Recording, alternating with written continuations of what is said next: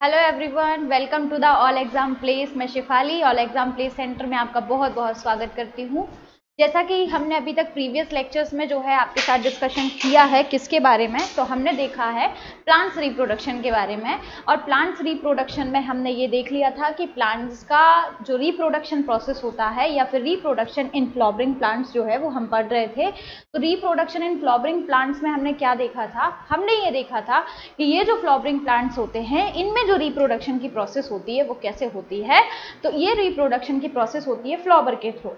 अब ये फ्लावर के थ्रू ये प्रोसेस होती है, तो इस प्रोसेस में हम क्या करते हैं, ये प्रोसेस में अगर किसी एक ही फ्लावर में दोनों रिप्रोडक्टिव ऑर्गन प्रेजेंट है, लाइक मेल रिप्रोडक्टिव ऑर्गन और फीमेल रिप्रोडक्टिव ऑर्गन, तब हम इस फ्लावर को क्या कहते थे? बाइसेक्सुअल।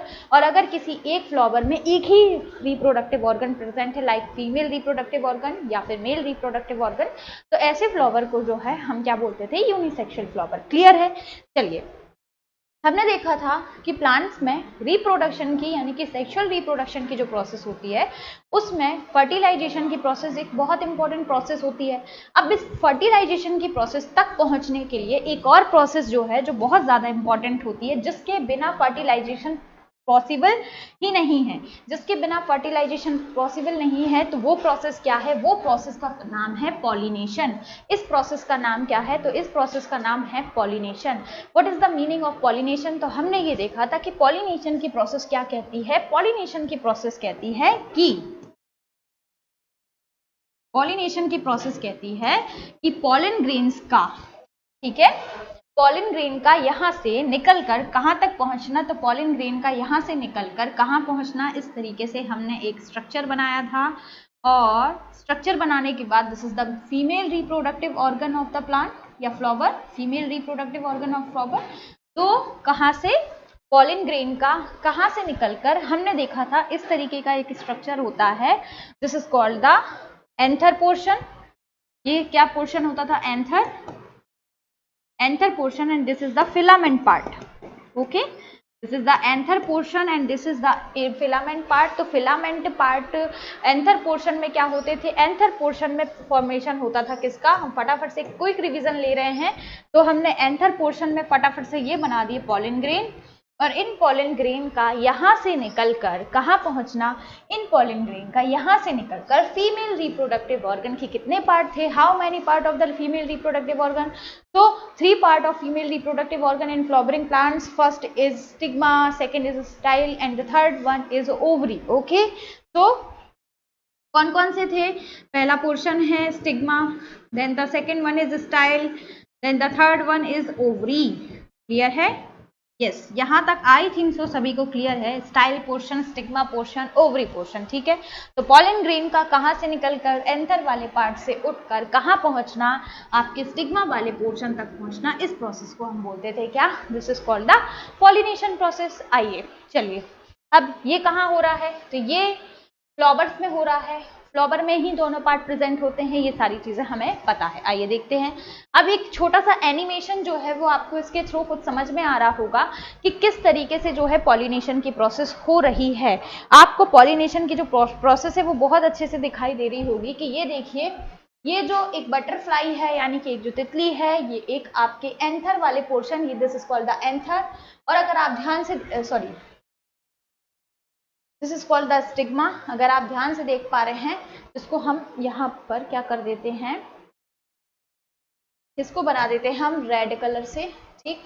अगर आप देख रहे हैं यहाँ पर, तो ये जो बटरफ्लाई है ये यहाँ आएगी, ये किस पर आएगी? तो ये आएगी आपने, ये बटरफ्लाई जो है वो पॉलन ग्रेन से पॉलन्स लेते हुए देन आपके किसके ऊपर अटैच कर रही है? तो ये देखिए, ये स्टिग्मा के ऊपर यहाँ पर अटैच कर रही है। अगर आप बहुत ध्यान से देखते जा रहे हैं तो आपको डायग्राम में एकदम क्लियरली शो हो रहा होगा कि एक बटरफ्लाई एक फ्लावर पर बैठी, एक फ्लावर पर बैठने के बाद इसने यहाँ से क्या लिए? इसने यहाँ से नंबर ऑफ पॉलन ग्रेन जो है वो लेना शुरू किए, और ये पॉलन ग्रेन जो है उठा के इसने कहाँ छोड़ दिए? तो ये स्टिग्मा वाले पोर्शन पर छोड़ दिए। क्यों? अगर हम इस पर क्या करें, फटाफट सा थोड़ा सा ड्रॉ स्ट्रक्चर करें, तो इसको क्या कह सकते हैं? इसको बोलते थे क्या हम? इसको बोलते थे हम फिलामेंट। इसको क्या बोलते थे हम? फिलामेंट पार्ट, ठीक। और ये जो सेकंड वाला पोर्शन था इसको बोलते थे हम एंथर, ठीक है। एंथर के पास क्या होते थे? एंथर के पास होते थे पॉलन ग्रेन। ठीक है, हिंदी में आप याद रखेंगे कि इसको हिंदी में बोलते हैं परागकण, फिलामेंट को बोलते हैं तंतु और एंथर को बोलते हैं परागकोश। तो जब भी परागकण कहाँ से निकलकर, परागकोश से निकलकर कहाँ पहुंचेंगे, ये जो पोर्शन है this is called the female reproductive organ of the plant. ये अपना फीमेल रिप्रोडक्टिव ऑर्गन है और इस फीमेल रिप्रोडक्टिव ऑर्गन में ये है स्टिग्मा बस।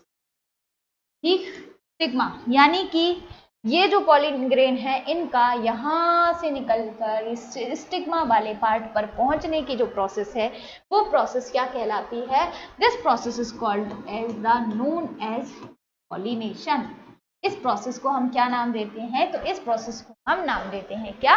पॉलिनेशन की प्रोसेस। आई थिंक सो आप समझ गए होंगे कि पॉलिनेशन क्या होता है। पॉलिनेशन का मतलब होता है पॉलन ग्रेन का, ठीक, पॉलन ग्रेन का कहाँ तक पहुंचना? स्टिग्मा तक पहुंचना। ठीक है, अब ध्यान से सुनेंगे पॉलिनेशन कितने टाइप का होता है। तो ये देखिए, जब परागकण परागकोश से, हिंदी में लिखा हुआ है, जब परागकण यानी कि pollen grains are transferred from anther to the stigma, anther से स्टिग्मा पर, या लिख सकते हैं परागकण परागकोश से बतिकाग्र तक स्थानांतरित होते हैं। ठीक है, परागकोश से बतिकाग्र तक स्थानांतरित होते हैं तो उसे हम परागकण कहते हैं। परागकणों का स्थानांतरण क्या है? परागकणों का स्थानांतरण बहुत से माध्यमों जैसे वायु, जल, कीट, है ना। कौन से? बहुत से माध्यम हो सकते हैं, वायु हो सकता है, जल हो सकता है, कोई भी कीट हो सकते हैं। ठीक है, तो वायु, जल, कीट, अन्य कारकों से होता है।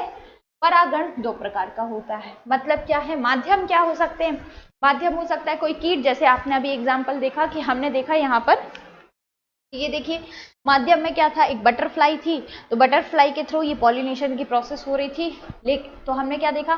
पॉलिनेशन में माध्यम क्या हो सकता है? कोई भी माध्यम हो सकता है, जैसे मैंने क्या बोला, जल हो सकता है, वायु हो सकता है, कोई कीट हो सकता है, ये इसके माध्यम हो सकते हैं। आइए, ठीक, अब नेक्स्ट क्या लिखा है? परागण दो प्रकार का होता है। ठीक है, so there are two types of pollination. कितने टाइप का है? There are two types of pollination. First process का नाम है स्वपरागण और सेकेंड प्रोसेस का नाम है परपरागण। पहली प्रोसेस का नाम है स्वपरागण, दूसरी प्रोसेस का नाम है परपरागण। इसको इंग्लिश में बोलते हैं सेल्फ पॉलिनेशन और सेकेंड को कहते हैं क्रॉस पॉलिनेशन। ठीक है, self pollination and cross pollination. यहाँ तक सभी को क्लियर होना चाहिए सारी चीजें। आगे बढ़ेंगे, सबसे पहले हमने क्या देखा? हमने पॉलिनेशन देखा, हमने पॉलिनेशन देखा और पॉलिनेशन में मैंने क्या बोला आपको कि पॉलिनेशन जो है वो क्या होता है? दो प्रकार का होता है। पहला है सेल्फ, दूसरा है क्रॉस। ठीक, सेल्फ और क्रॉस। दूसरा पॉलिनेशन क्या होता है? तो पॉलिनेशन बताया मैंने आपको, इंग्लिश में, हिंदी में लिख देती हूँ। परागकण जो हैं उनका, परागकण जो हैं इनका कहाँ से निकलकर? एंथर पार्ट से निकलकर, परागकोश से निकलकर कहाँ तक पहुंचना? बतिकाग्र तक पहुंचना, या जो फीमेल रिप्रोडक्टिव ऑर्गन का स्टिग्मा पार्ट है वहां तक पहुंचने की जो प्रोसेस होती है, इस प्रोसेस को हम पॉलिनेशन कहते हैं। ये दो तरीके का होता है, सेल्फ होता है, क्रॉस होता है। आइए देखते हैं। ये देखिए, पॉलिनेशन ऑफ प्लांट्स कितने बताए थे इन्होंने? दो प्रकार का होता है। पहले को बोलते हैं सेल्फ पॉलिनेशन, दूसरे को बोलते हैं परपरागण या आपका क्रॉस पॉलिनेशन।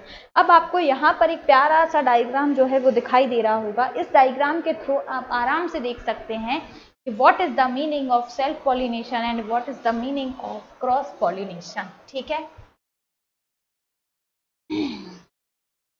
अब आपको यहाँ पर समझना है। पहले मैं आपको समझाऊंगी सेल्फ पॉलिनेशन क्या होता है, स्वपरागण क्या होता है, फिर हम समझेंगे कि परपरागण क्या होता है। आइए समझते हैं सबसे पहले सेल्फ पॉलिनेशन।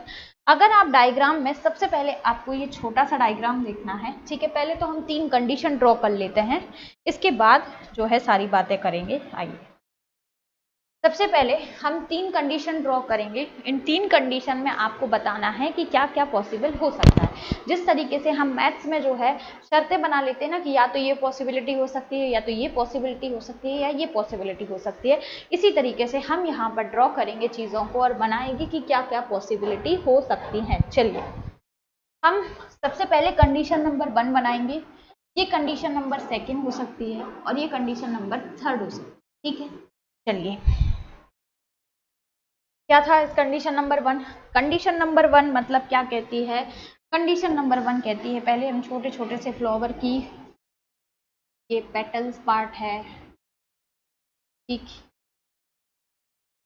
ठीक तरीके से, फिर यहाँ पर हमने इस तरीके से इसका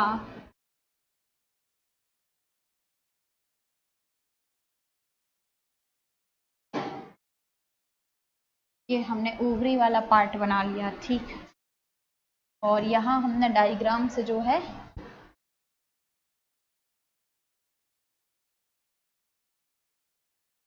ये हम तरीके से ये एंथर पार्ट बना दिया, ठीक, द एंथर पार्ट, ठीक। और यहाँ पर हमने प्यारी सी पेटल्स बना दी, यानी कि एक फूल की पत्तियां बना दी, ठीक है।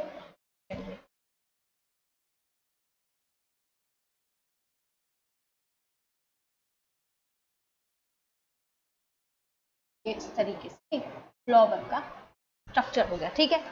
नॉमेनक्लेचर करते हैं। Condition number 1, condition number 2। Condition number 2 क्या कहती है कि मान लीजिए कि ये कोई एक छोटा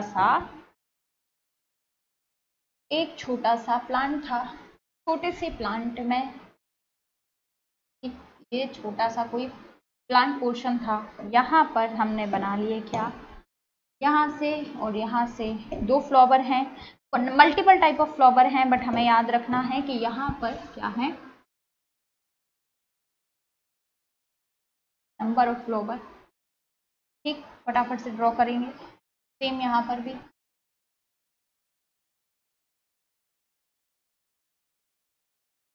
ठीक। के बाद हाँ ओवरी वाला पार्ट फटाफट से बना लेते हैं,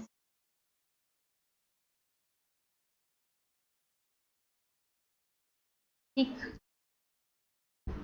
यहाँ ठीक ये रहा। इसके बाद हम बनाएंगे पॉलन ग्रीन का एक फटाफट से डायग्राम,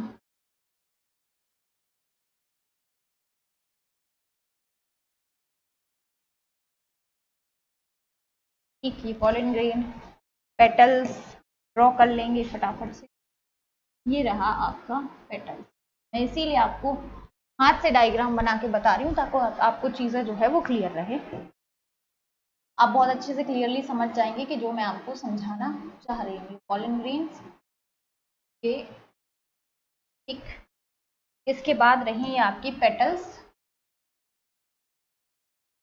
और ये रहा आपका पेटल्स वाला पोर्शन, ठीक है। चलिए, ये कंडीशन नंबर 1, ये कंडीशन नंबर 2, ठीक। कंडीशन नंबर 1 में 2 बातें जो है वो आपको याद रखनी है। अब यहाँ एक और कंडीशन में बना रही हूँ आपके सामने, ये जो है इसको क्लियर कर देते हैं पहले, ठीक है। ये प्लांट है आपका, समझना है आपको कि प्लांट था, इसमें ये 2 फ्लावर थे। अब आपके सामने एक कंडीशन और है, थर्ड कंडीशन में एक कंडीशन ये रही,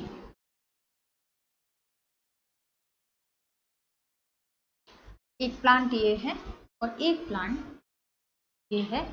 क्योंकि प्लांट 2 हैं इसलिए एक प्लांट में एक फ्लावर इस तरफ ड्रॉ करेंगे, ठीक है। मान लीजिए कि ये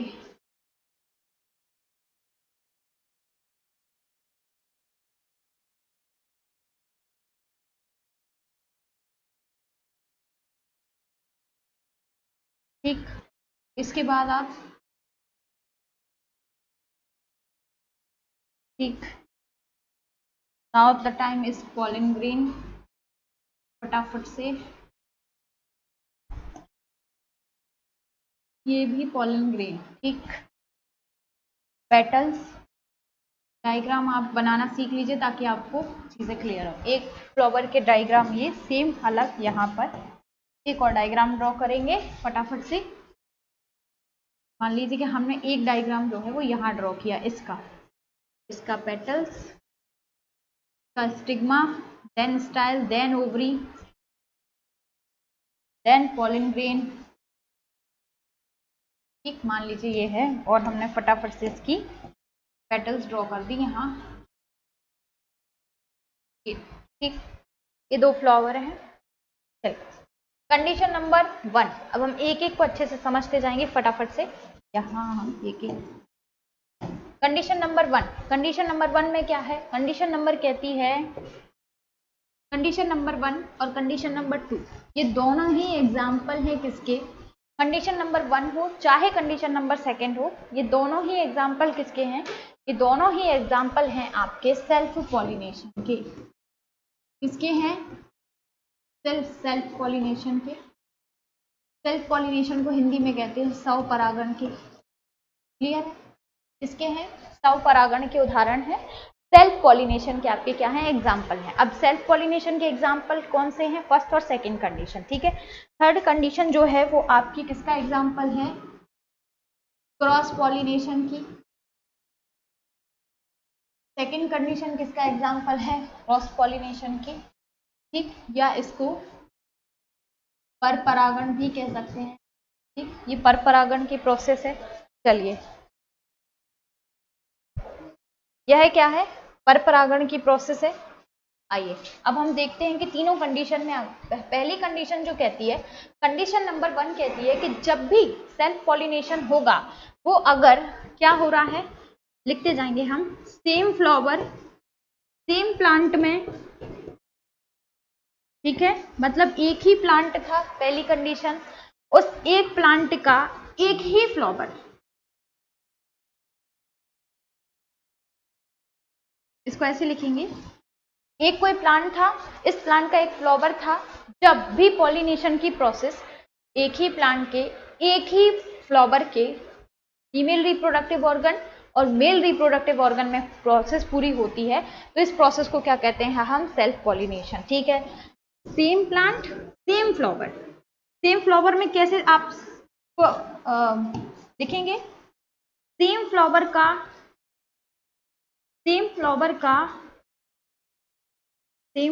का है आपका क्या, पॉलन ग्रेन, और सेम फ्लावर का है स्टिग्मा। ठीक, सेम फ्लावर का पॉलन ग्रेन हो गया और सेम फ्लावर का ही स्टिग्मा हो गया, तब क्या कहलाएगा, तब कहलाएगा सेल्फ पॉलिनेशन। ठीक है, लेकिन जब सेम प्लांट के सेम फ्लावर के पॉलन ग्रेन और स्टिग्मा के बीच में ये हो रहा है, यानी कि पॉलन ग्रेन मतलब पराग कण और स्टिग्मा को कहते हैं वतिकाग्र। ठीक है, जब एक ही पौधे के, ठीक है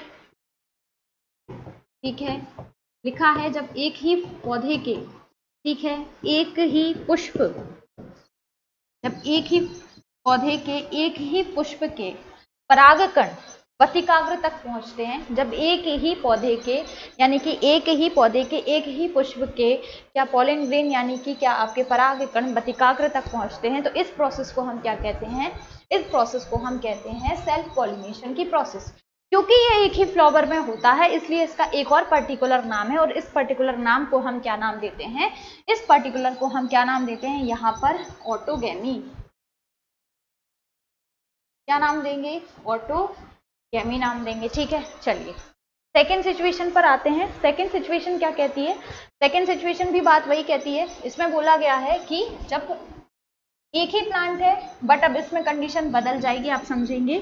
यहाँ लिख, सबसे पहले प्लांट सेम, ठीक है, एक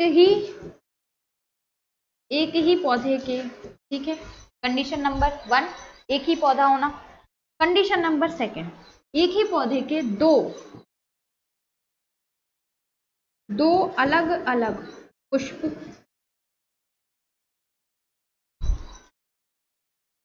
टू डिफरेंट फ्लावर्स।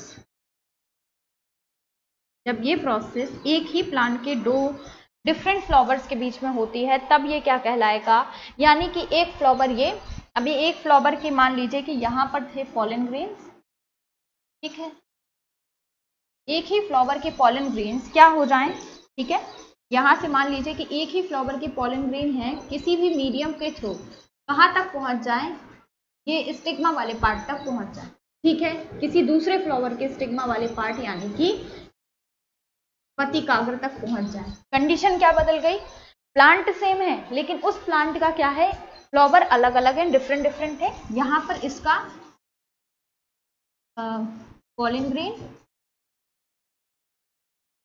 इसको बोलते हैं परागकण, ठीक है, इसका पॉलन ग्रेन कहां तक पहुंच जाए, स्टिग्मा मतलब इस बतिकाग्र तक पहुंच जाए, तब ये कंडीशन क्या कहलाती है, तब भी ये कंडीशन क्या कहलाएगी, तब भी इस कंडीशन को बोलते हैं सेल्फ पॉलिनेशन। आप चीज यहां तक क्लियर रखेंगे, ठीक है, तब भी ये सेल्फ पॉलिनेशन कहलाएगा और तब भी ये सेल्फ पॉलिनेशन कहलाएगा। लेकिन जब ये एक ही प्लांट के एक ही फ्लावर के बीच में हो रहा है तब हमने इसको स्पेसिफिकली नाम दे दिया ऑटोगैमी।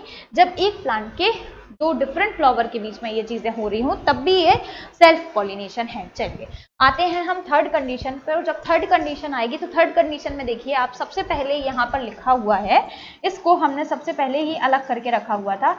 इस थर्ड कंडीशन में आप देख रहे हैं बिल्कुल आपके सामने यहाँ ये रही आपकी थर्ड कंडीशन का स्ट्रक्चर। आप इस थर्ड कंडीशन को आराम से देख पा रहे हैं कि ये दोनों तो सेल्फ पॉलिनेशन में आ गए, बट ये जो प्रोसेस है वो कहाँ आ रही है, ये आ रही है आपके क्रॉस पॉलिनेशन वाले पार्ट में। अब आइए देखिए इसमें क्या चेंजेस हुए, इसमें बस थोड़ा सा चेंज ये हुआ है, इस बार टू डिफरेंट प्लांट्स हैं, ठीक है, एक ये है और ये सेकेंड नंबर ये है, दो डिफरेंट प्लांट्स भी हैं, उन दोनों डिफरेंट प्लांट्स के डिफरेंट डिफरेंट फ्लावर्स के बीच में ऐसा हो रहा है। मतलब एक फ्लावर ये है तो दूसरा फ्लावर इस प्लांट का है। तो मान लीजिए कि हम एक एग्जांपल लेते हैं कि इसका कोई पॉलन ग्रेन जो है, ठीक है, ये इस तरीके से इसका कोई पॉलन ग्रेन जो है वो इस फ्लावर के स्टिग्मा वाले पार्ट तक आता है, तो ये यहाँ से लेके यहाँ तक, इस प्रोसेस को हम नाम देंगे cross pollination. But the condition is that कि यहाँ पर क्या होना चाहिए, प्लांट्स की सेम स्पीसीज होना इंपॉर्टेंट है। इस बात को आप बिल्कुल लिख लेंगे क्योंकि क्वेश्चन जो है वो यहीं से पूछा जाता है, आपको कंफ्यूज करने के लिए वो स्पेशली लिखेगा कि सेल्फ पॉलिनेशन। जैसा कि मैंने आपको बताया था कि यहाँ से 2019 प्रीलिम्स में क्वेश्चन पूछा जा चुका है, उसने स्पेसिफाई पूछा था कि सेल्फ पॉलिनेशन का जो प्रोसेस होता है इनमें से कौन सी ऐसी कंडीशन है जो सेल्फ पॉलिनेशन को फुलफिल नहीं करती है या क्रॉस पॉलिनेशन को फुलफिल नहीं करती है। तो हमें ध्यान रखना है कि क्रॉस पॉलिनेशन होता तो क्या है, टू डिफरेंट प्लांट के बीच में होता है और दो उन्हीं प्लांट के अलग अलग फ्लावर के बीच में, बट द कंडीशन इज कि सेम स्पीसीज होना बहुत जरूरी है प्लांट्स की, ठीक है, प्लांट्स की एक ही प्रकार की प्रजाति होना बहुत आवश्यक है, वरना ये जो प्रोसेस है वो क्या हो जाएगी, पूरी नहीं हो पाएगी। तो आप ये यहाँ पर ये चीज याद रखेंगे, ठीक है। इस डायग्राम को, इन कंडीशंस को आपको लिख लेना है, अच्छी तरीके से ऐड कर लीजिएगा। चलिए आते हैं, अब आप ये डायग्राम जो है वो बहुत अच्छे से समझ पा रहे होंगे, ठीक है। इस पहली कंडीशन में देख रहे हैं, पहले पार्ट से यहाँ तक ये बात खत्म हो गई, ये हमने दो बना लिए, ठीक है। अब आपको इसको समझना है, या तो ये एक ही प्लांट के दो डिफरेंट हो सकते हैं या डिफरेंट डिफरेंट के हो सकते हैं, ठीक है। चलिए आगे बढ़ते हैं। जब किसी पुष्प के परागकोश से उसी पुष्प के अथवा उस पौधे के, क्या बोला है, या तो जब किसी पुष्प के परागकोश से उसी पुष्प के अथवा या तो सेम फ्लावर हो या डिफरेंट उसी प्लांट का डिफरेंट फ्लावर हो, तो जो क्या पॉलन ग्रेन क्या होंगे, बतिकाग्र तक पहुंचेंगे, तो परागकणों का स्थानांतरण होता है, उसे स्वपरागण कहते हैं, ठीक है। When there is a transfer of pollen grains from the anther of a flower to the stigma of the same flower or anther flower, so that plant is called the self pollination। बहुत अच्छे से समझा चुकी हूँ, इसको आप read out कर लीजिएगा। नेक्स्ट आते हैं, जब एक पुष्प के परागकोश से उसी जाति के, लिखा है उसी जाति के दूसरे पौधे के पुष्प के, एक पुष्प के परागकोश से, एंथर से निकला, लेकिन उसी जाति के दूसरे पौधे, उसी जाति का कोई दूसरा पौधा है कि पुष्प के बतिकाग्र तक परागकणों का स्थानांतरण होता है, तो उसे परपरागण कहते हैं, ठीक है। इसे क्रॉस पॉलिनेशन कहा जाता है, ये याद रखेंगे आप कि सेम स्पीसीज में पहले अंडरलाइन करा चुके। चलिए पॉलिनेशन एजेंट, हम पॉलिनेशन की प्रोसेस समझ गए, पॉलिनेशन का हमने टाइप समझ लिया, अब हमें समझना है एजेंट्स ऑफ पॉलिनेशन क्या होते हैं, या पॉलिनेशन के जो आपके कारक होते हैं उन्हें क्या कहा जाता है? तो एजेंट्स ऑफ पॉलिनेशन, जैसे कि आपके यहाँ सामने दिखाई दे रहा है, बायोटिक फैक्टर और एबायोटिक फैक्टर, ठीक है। हमने वीडियो में भी आपको देखा था कि बटरफ्लाई किस तरीके से क्या कर रही थी, पॉलिनेशन में हेल्प।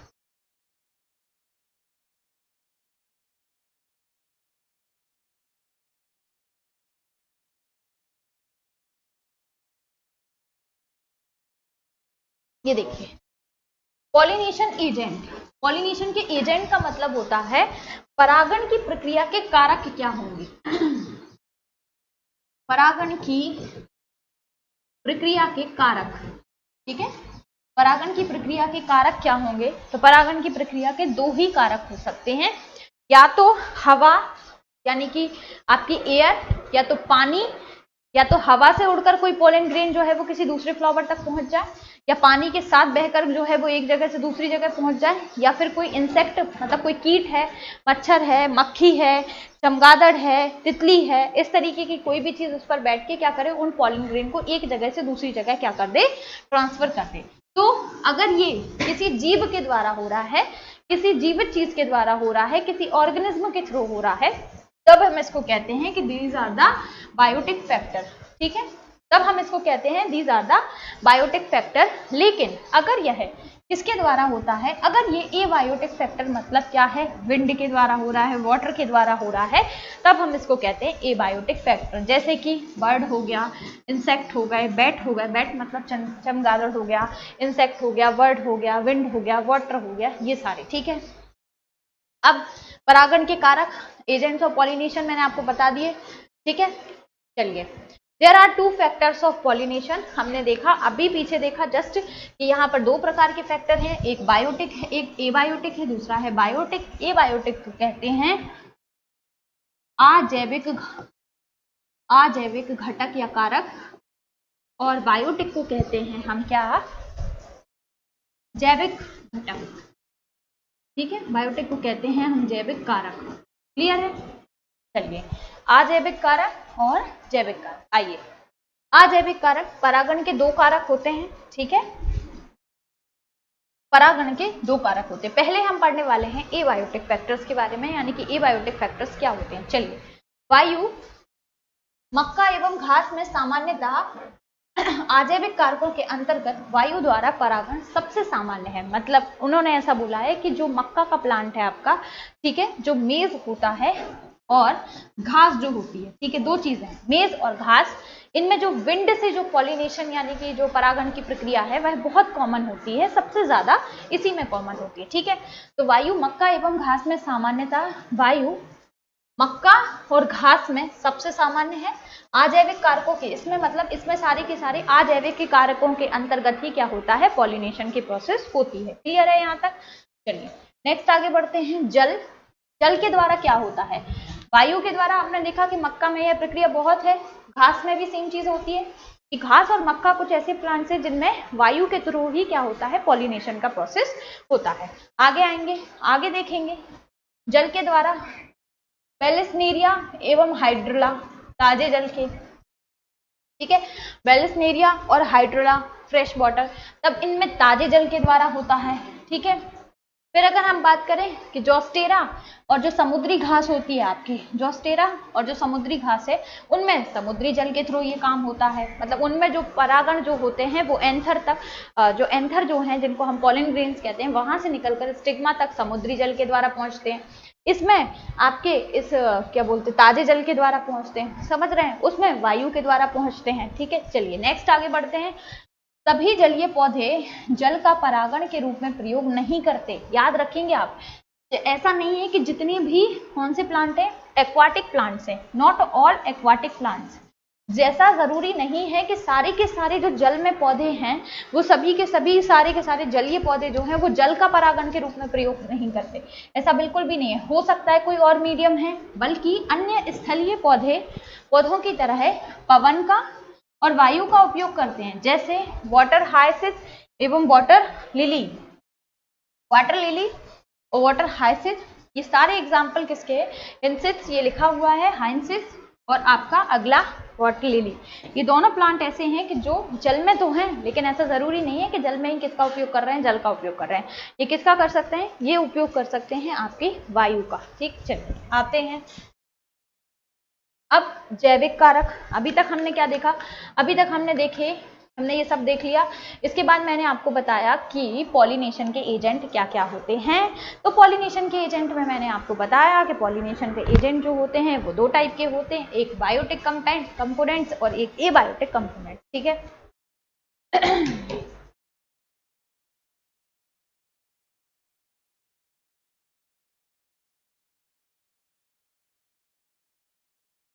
एक बायोटिक कंपोनेंट्स और दूसरे एबायोटिक कंपोनेंट्स। अब बायोटिक कंपोनेंट्स और एबायोटिक कंपोनेंट्स में क्या है, आपने देखा एबायोटिक मतलब आजैविक मतलब शायद पानी, हवा, इस तरीके से वायु। यहाँ हो जाएंगे बर्ड, इंसेक्ट और बैट मतलब पक्षी हो सकते हैं, कीट हो सकते हैं, या बैट मतलब चमगादड़ जैसी कोई चीज हो सकती है।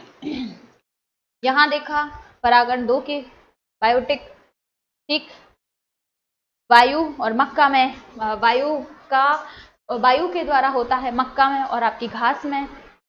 ताजे जल का होता है वेलस्नेरिया और हाइड्रिला में, जोस्टेरा और समुद्री घास में समुद्री जल से। ठीक है, जबकि वाटर लिली और आपका वाटर हाइंसिस जो दिया हुआ है उसमें बताया है कि इसमें वायु के थ्रू ही होता है। चलिए आते हैं नेक्स्ट पे। अधिकांश पुष्पीय पौधे जिनमें पुष्प होता है, ऐसे पौधे जंतुओं को परागण कारक के रूप में इस्तेमाल करते हैं। अधिकांश में जो आपके पुष्प वाले पौधे होते हैं, पुष्पीय पौधे होते हैं, ये क्या करते हैं, ये पुष्पीय पौधे क्या करते हैं आपके ये पुष्पीय पौधे क्या करते हैं, जंतुओं को परागण कारक के रूप में इस्तेमाल करते हैं। ठीक है, इसको यूज कर रहे हैं, ये जंतुओं को परागण कारक के रूप में इस्तेमाल करते हैं। जैसे देखते हैं हम कैसे। कुछ most flowering plants use animal as pollinators, pollinators मतलब वही कारक। तो कुछ सामान्य परागणकर्ता जैसे परागणकर्ता प्राणी जैसे मधुमक्खी, तितली, मक्खी, बीटल, ततैया, चींटी, माठ, चिड़िया, सनबर्ड और हमिंगबर्ड एवं चमगादड़। ठीक है, एवं चमगादड़। विभिन्न जानवरों एवं कीट के बीच मधुमक्खी सबसे मुख्य जैविक परागणकर्ता है। मतलब इन सबसे तो होता है, लेकिन इन सब में सबसे ज्यादा अगर पूछा जाए आपसे, सबसे ज्यादा फेमस अगर कोई है तो वो कौन है, आपकी मधुमक्खी। ठीक है, some common pollinators bees, butterflies, flies, beetle, wasp, ants, moth, bird, sunbird and hummingbirds and bats. Bee is the main biological pollinators among various animals and insects. Clear है यहाँ तक? यहाँ तक आप सभी जो है वो याद रखेंगे। चलिए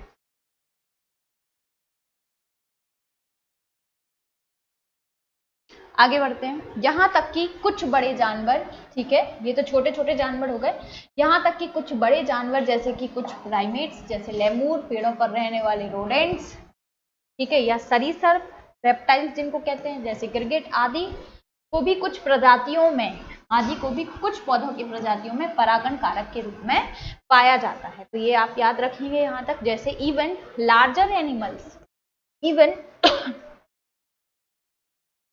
animals such as some pyramids, lemur, tree dwelling rodents, reptiles, ठीक है, chameleons etc. have also found as pollinators in some species. ठीक है, have also been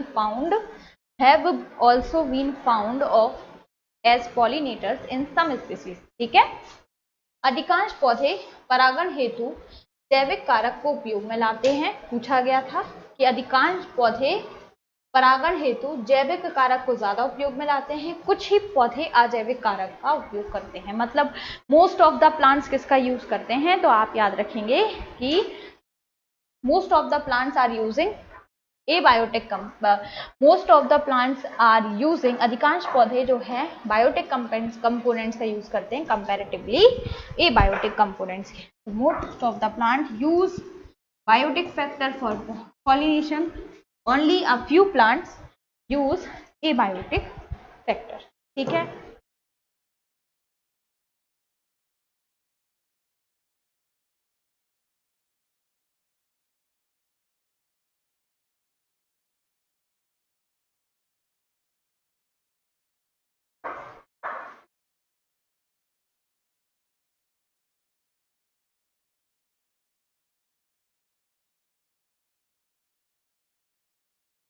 चलिए आइए, अब अगला जो टॉपिक हमारा शुरू हो जा रहा है, उस टॉपिक का नाम है क्या, निषेचन, या जिसे हम कहते हैं फर्टिलाइजेशन। सबसे पहले तो मैंने आपको बोला था कि प्लांट्स में क्या करना है, रिप्रोडक्शन की प्रोसेस होनी है। अब ये रिप्रोडक्शन की प्रोसेस का मतलब ये है कि गैमेट्स का आपस में फ्यूजन होना, या गैमेट्स का आपस में क्या होना, एक दूसरे से फ्यूज होना। अब इस फ्यूज होने की जो प्रक्रिया है उसमें आप याद रखेंगे कि इस फ्यूजन के लिए पहले मेल गैमेट का फीमेल गैमेट तक पहुंचना जरूरी है, और ये मेल गैमेट का फीमेल गैमेट तक पहुंचने की जो प्रोसेस होती है उसको तो हमने पॉलिनेशन नाम दे दिया। ठीक है भाई, यहां तक समझ आ गया, इस प्रोसेस को नाम दे दिया हमने पॉलिनेशन। अब जो मेन होना है शुरू, वो क्या है, फ्यूजन होगा। फ्यूजन का मतलब फर्टिलाइजेशन होना। फर्टिलाइजेशन का अर्थ होता है हिंदी में जिसे हम कहते हैं निषेचन की प्रक्रिया। निषेचन मतलब किसी भी मेल गैमेट का फीमेल गैमेट से आपस में क्या होना, फ्यूज होना, क्योंकि क्या बनेगा, भ्रूण बनना है, जाइगोट का निर्माण बनना है, सारी चीजें होनी है। ठीक है, इसी प्रोसेस को हम कहते हैं फर्टिलाइजेशन। इसे मैं आपको बहुत अच्छे से समझाऊंगी, लेकिन उसके पहले जैसा कि हमें पता है, हमने प्रीवियस जो है डायग्राम को बहुत अच्छे से समझ के रखा है, लेकिन आप यहाँ पर एक बार मेरे साथ डायग्राम को समझेंगे। इसके बाद मैं आपको किसका डायग्राम समझाऊंगी, उसके बाद मैं आपको ओवरी का डायग्राम समझाऊंगी, देन हम अपनी इसकी प्रोसेस को समझ लेंगे। सबसे पहले जैसे कि आप इस प्लांट्स में देख पा रहे हैं कि ये जो पोर्शन आपको दिखाई दे रहा है, this is the portion of ovary. Clear है, ये जो स्पष्ट भाग आपको दिखाई दे रहा है यह ओवरी का भाग है। ठीक है, और ये जो स्पष्ट भाग आपको दिखाई दे रहा है ये पॉलन ग्रेन का भाग है। ठीक है, दो ही भाग हैं। पॉलन ग्रेन का जो डायग्राम है वो मैंने आपको बहुत अच्छे से समझा दिया था। फटाफट से मैं एक बार और इसका डायग्राम बना देती हूँ तो आपको और अच्छे से चीजें हो जाएंगी याद। हमने देखा था कि पॉलन ग्रेन का डायग्राम कुछ ऐसा होता है। ठीक, कुछ इस तरीके के पॉलन ग्रेन का डायग्राम होता है। इसमें यहाँ पर क्या होते हैं, पहले इस पूरे पार्ट को हम स्टेमन कहते हैं, ये बता दिया था मैंने आपको। स्टेमन को आगे देखोगे तो इस पार्ट को एंथर कहते हैं, इस पार्ट को फिलामेंट कहते थे। ठीक,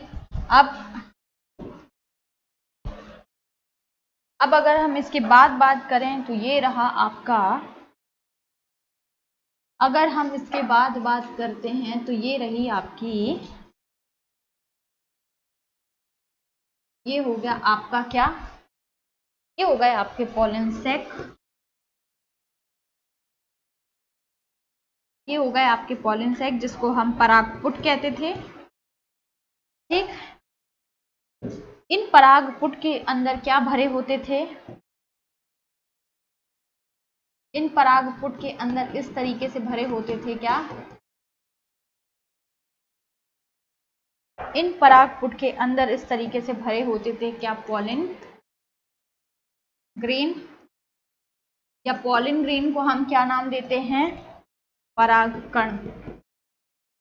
इन पॉलन ग्रेन को क्या नाम देते हैं, परागकण। ठीक, परागकण यहां तक हमने देख लिया था। यानी कि अब एक परागकण का अगर हम डायग्राम बनाएं, ठीक, मान लीजिए ये एक उसका डायग्राम है, किसका, आपके परागकण का। तो एक परागकण में जो है वो आपको क्या देखने को मिलेगा, एक परागकण का डायग्राम ये है, इसमें आपको दो न्यूक्लियस देखने को मिल जाएंगे, एक इस तरफ और एक इस तरफ। ठीक,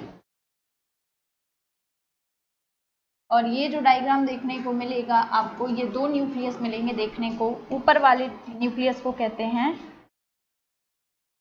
जनरेटिव,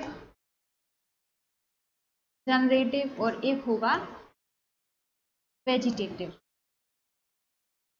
ठीक है, एक न्यूक्लियस को जनरेटिव न्यूक्लियस बोलोगे और एक को बोलोगे वेजिटेटिव। यानी कि ये कितने का है, तो यह है दो पार्ट में क्या होगा, आपके दो केंद्रक में विभाजित होगा। ठीक है, दो, या इसमें कितने, दो न्यूक्लियस प्रेजेंट होंगे, आपको बस ये बात यहाँ पर याद रखनी है। बस नेक्स्ट में हम देखेंगे, मतलब इसके जस्ट बाद वाले लेक्चर में जो है वो मैं आपको ओवरी का डायग्राम शुरू कराऊंगी। और ओवरी मतलब यहाँ तक आई थिंक सो क्लियर हो गया कि ये मेल रिप्रोडक्टिव है। मैंने फटाफट से रिवाइज करवा दिया आपका। ये मेल रिप्रोडक्टिव हो गया, ये पॉलन सैक हो गया, ये परागकण हो गए, ये वेजिटेटिव और जनरेटिव हो गया, ये केंद्रक हो गया, ये न्यूक्लियस हो गया। ठीक है, यहाँ तक क्लियर हो गई बात। ठीक, अब क्लियर होने के बाद चलिए आगे देखते हैं हम। ये परागकोट है, ये केंद्रक है, ये पॉलन ग्रेन है, ये आपका सारी चीजें। ठीक है, अब इसके बाद जो हमारा नेक्स्ट लेक्चर होने वाला है उसमें मैं आपको सबसे पहले ओवरी का डायग्राम बताऊंगी, किस तरीके से फर्टिलाइजेशन के पॉलन ग्रेन आप समझ गए हैं, और उसको एक छोटे से प्यारे से एनिमेशन के थ्रू जो है वो मैं आपको समझा दूंगी कि किस तरीके से फर्टिलाइजेशन का जो प्रोसेस होता है वो एक फ्लावरिंग प्लांट्स में कंप्लीट होता है। तो waiting for the next lecture, मैं आपको एनिमेशन के थ्रू जो है फर्टिलाइजेशन पूरी प्रोसेस को समझा दूंगी, और इसके बाद मैं बताऊंगी आपको कि फ्रूट क्या होता है, फ्रूट किसे कहते हैं, सीड किसे कहते हैं, कैसे बनता है, क्या फॉर्मेशन होता है। तो हमारे साथ बने रहिए और इसी तरह से अपने लेक्चर्स को और अपनी सेल्फ स्टडी को एंजॉय करिए। Thank you so much.